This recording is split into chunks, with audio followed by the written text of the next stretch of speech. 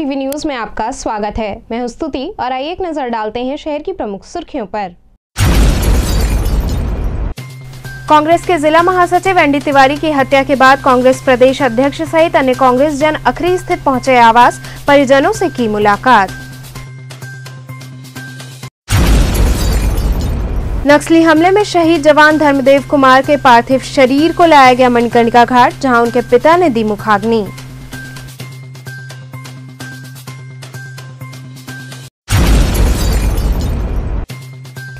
BHU प्रशासन की ओर से हॉस्टल खाली कराए जाने से नाराज छात्राओं ने जमकर किया धरना प्रदर्शन।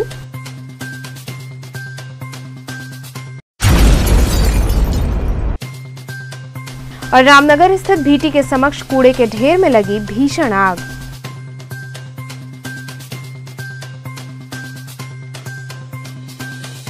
और अब खबरें विस्तार से।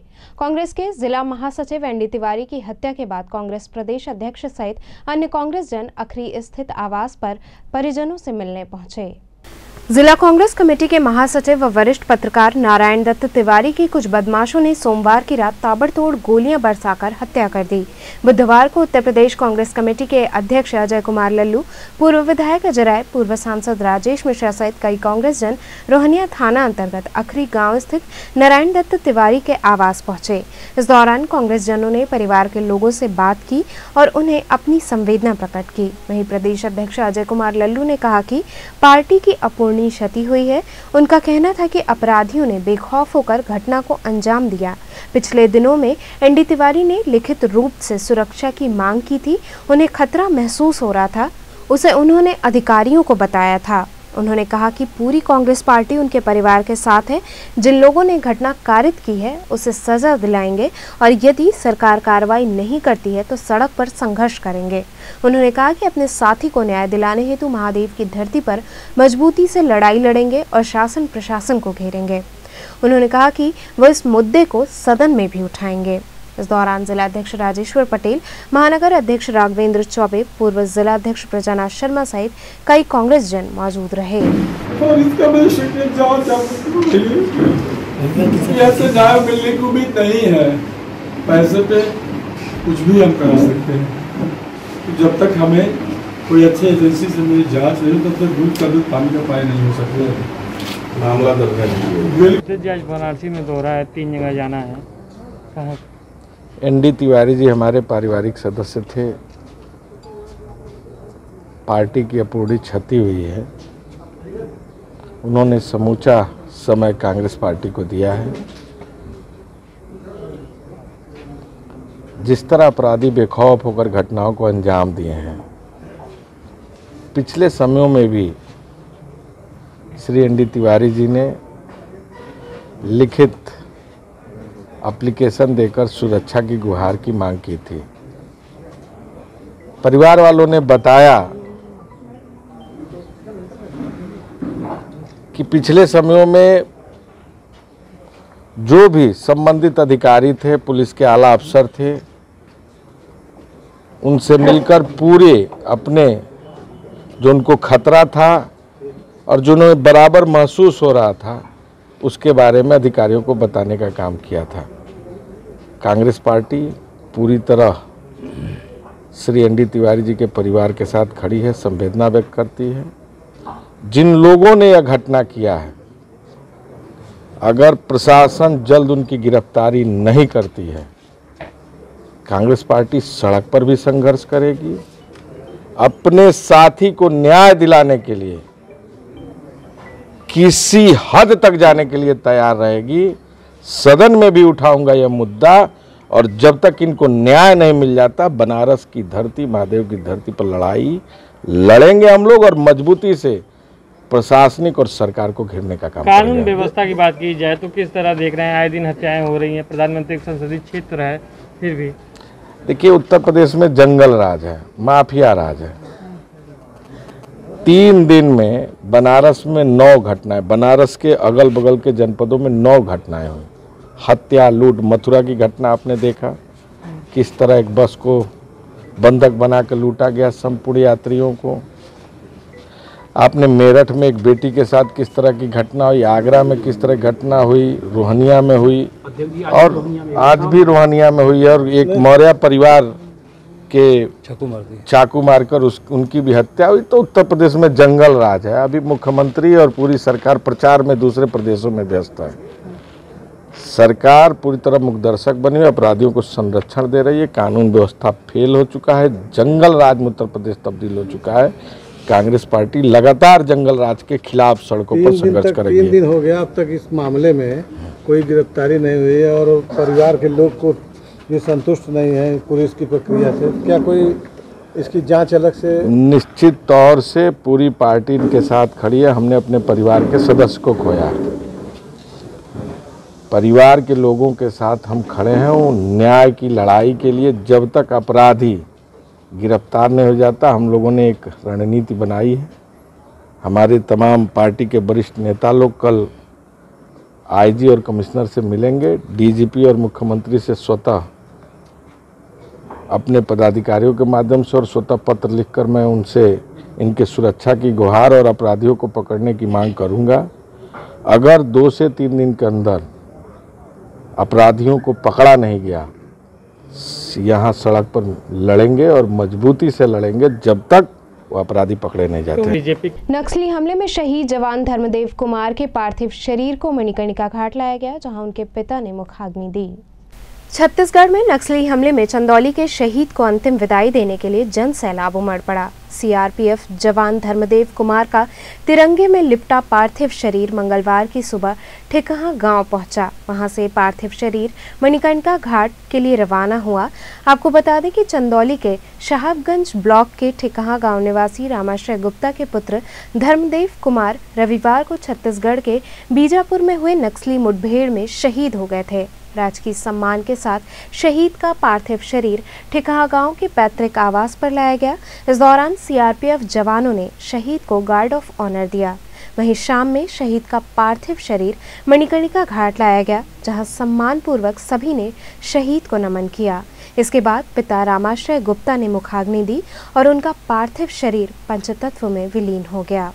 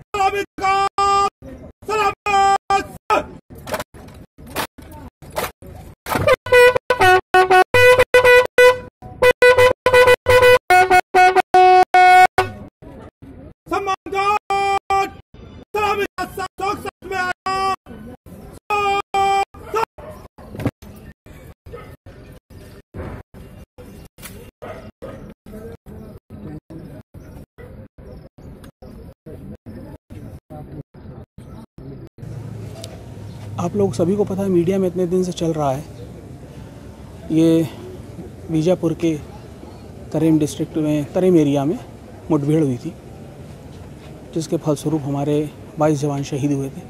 उनमें से ये एक थे। पूरे सम्मान के साथ, पूरी श्रद्धांजलि के साथ इनको अंतिम सुमन अर्पित किए गए हैं। अब जाने वाले को तो हम नहीं लौटा सकते, इनके परिवार के लिए ये कामना कर सकते हैं कि आने वाला जीवन इनका अच्छा हो। बीएचयू प्रशासन की ओर से हॉस्टल खाली कराए जाने से नाराज छात्राओं ने जमकर धरना प्रदर्शन किया।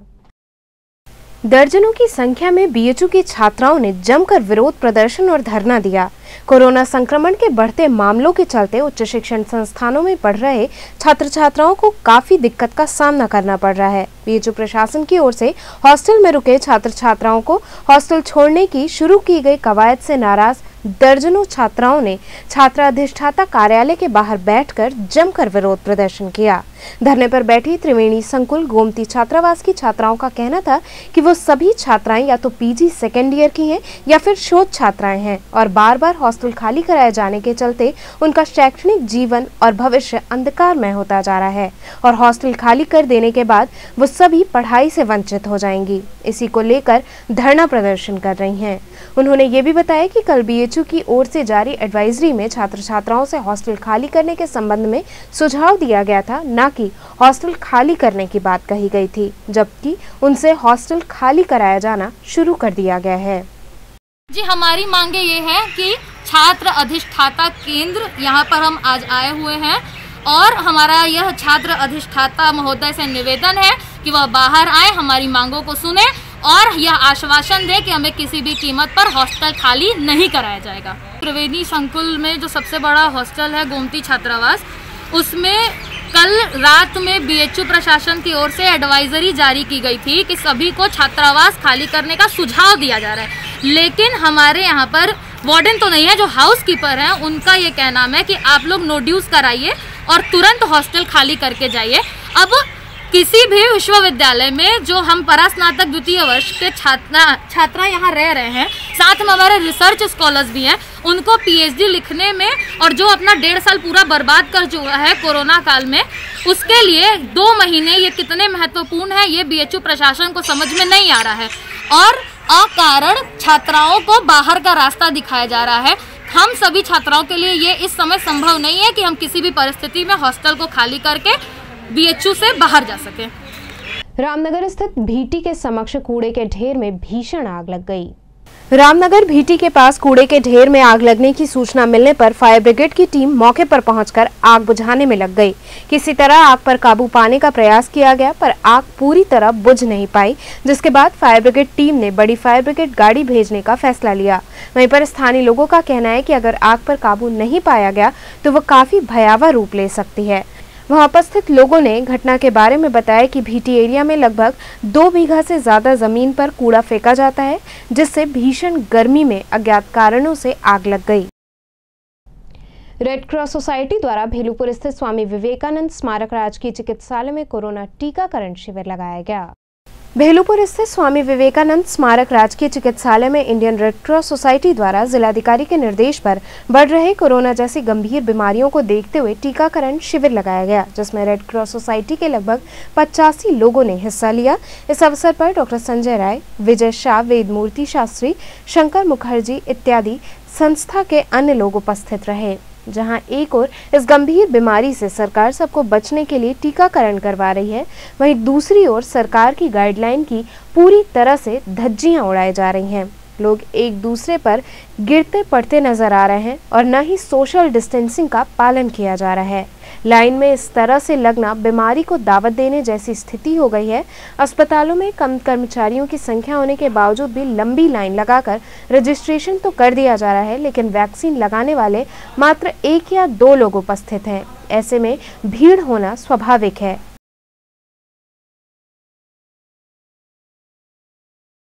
आज किस तरह का शिविर लगा है?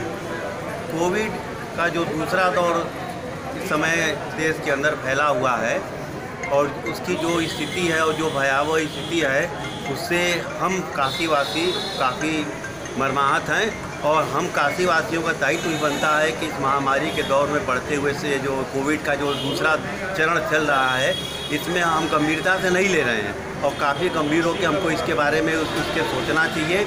हमको मास्क लगाना चाहिए, घर के बाहर निकलते समय सैनिटाइजर का व्यवस्था बराबर रहना चाहिए। जो भी हमको आवश्यक निर्देश सरकार द्वारा जारी किए कि उनका अनुपालन किया जाना चाहिए। उसी क्रम में आज इंडियन रेड क्रॉस सोसाइटी यहाँ पर भेलूपुर विवेकानंद हॉस्पिटल के अंदर इंडियन रेड क्रॉस सोसाइटी जो कोविड का जो इंजेक्शन लग रहा है, वैक्सीन लग रही है, उसमें रेड क्रॉस सोसाइटी की ओर से जो जिसके हमारे संस्था के अध्यक्ष जिलाधिकारी वर्तमान में जी कौशल राज शर्मा जी हैं, उनके निर्देश पर उनके नेतृत्व में इस वैक्सीनेशन का कार्य हो रहा है। 8 बजे से लोग लाइन लगा के जो है काफ़ी परेशानियां झेलना पड़ रहा है। लोग जो है यहाँ जो है पैर सबका जो है दर्द कर रहा है, लेकिन यहाँ कोई व्यवस्थाएं नहीं है। श्री कौशल राज शर्मा जी ने ये व्यवस्थाएं नहीं कर रहे हैं कि जनता हमारे थोड़ा रिलीफ मिले, टीकाकरण कराने में रिलीफ मिले। लेकिन दिक्कतें आ रही हैं आप लोग? दिक्कतें यहाँ यही आ रही है, यहाँ पे 40, 45, 60 साल तक लोग जो है खड़े खड़े लाइन में जो है केवल परेशान हो रहे 3 घंटे 4 घंटे से। लेकिन यहाँ स्टाफ नहीं बढ़ाया जा रहा है, ना कोई सुविधा दिया जा रहा है, ना कोई पानी का व्यवस्था किया जा रहा है। यहाँ रुकेंगे एक छोटे से ब्रेक के लिए, आप बने रहिए KTV के साथ।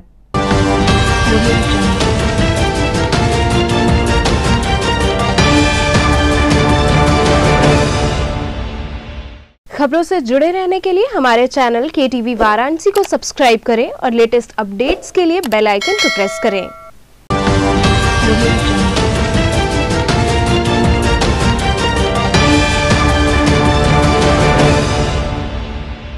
ब्रेक के बाद आपका स्वागत है।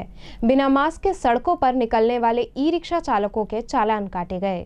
कोविड के केसेस रोज नए आंकड़े बना रहे हैं। बेहद तेजी से संक्रमितों की संख्या बढ़ रही है।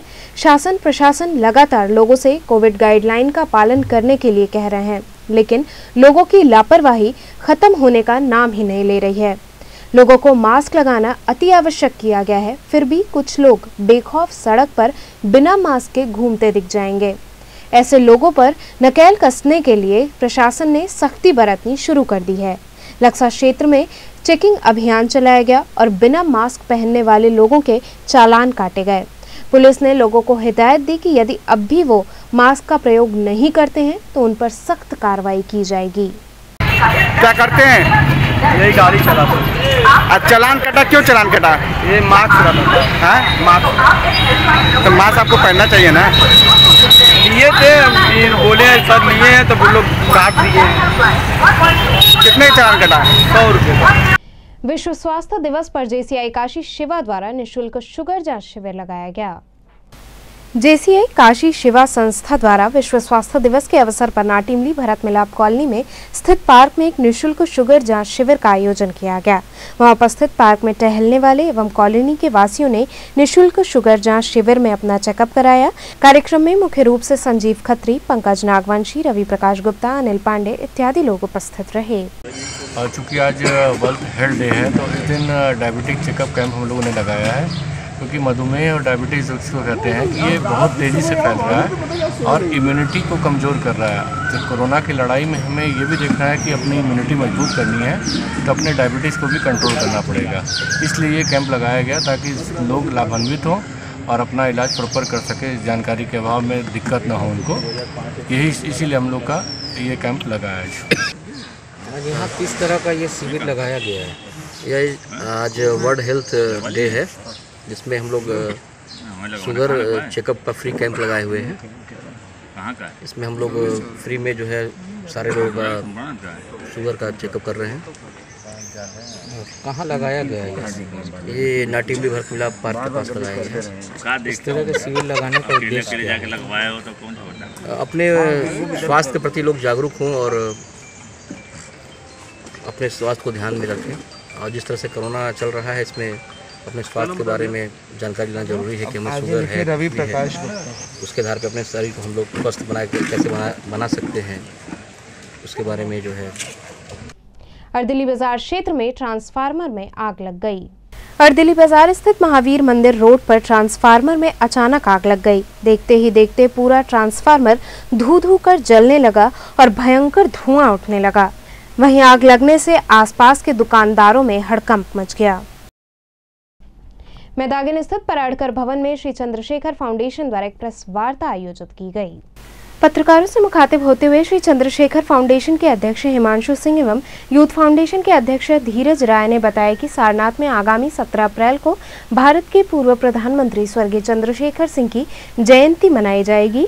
उन्होंने बताया कि कोरोना के बढ़ते संक्रमण को ध्यान में रखते हुए ये कार्यक्रम कोविड की सभी गाइडलाइन का पालन करते हुए मनाया जाएगा।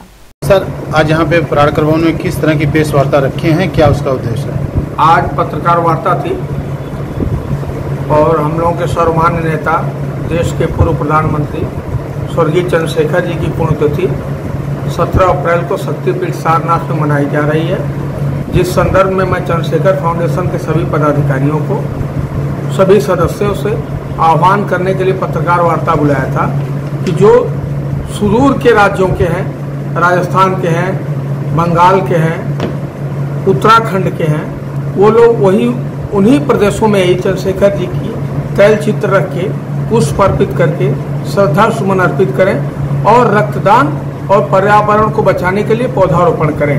वही देश हित में, समाज हित में, मानव हित में चंद्रशेखर जी के प्रति सच्ची श्रद्धांजलि होगी। तो चलते चलते पुनः एक नजर डालते हैं शहर की प्रमुख सुर्खियों पर। कांग्रेस के जिला महासचिव एनडी तिवारी की हत्या के बाद कांग्रेस प्रदेश अध्यक्ष सहित अन्य कांग्रेस जन अखरी स्थित पहुंचे आवास, परिजनों से की मुलाकात।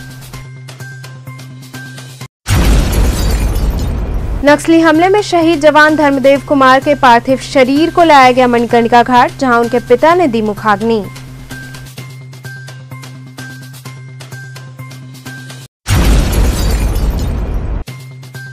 बीएचयू प्रशासन की ओर से हॉस्टल खाली कराए जाने से नाराज छात्राओं ने जमकर किया धरना प्रदर्शन।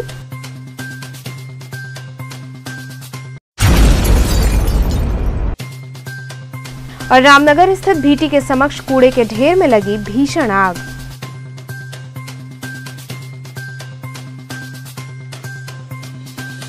तो थे आज के समाचार, कल फिर होगी मुलाकात, तब तक के लिए नमस्कार।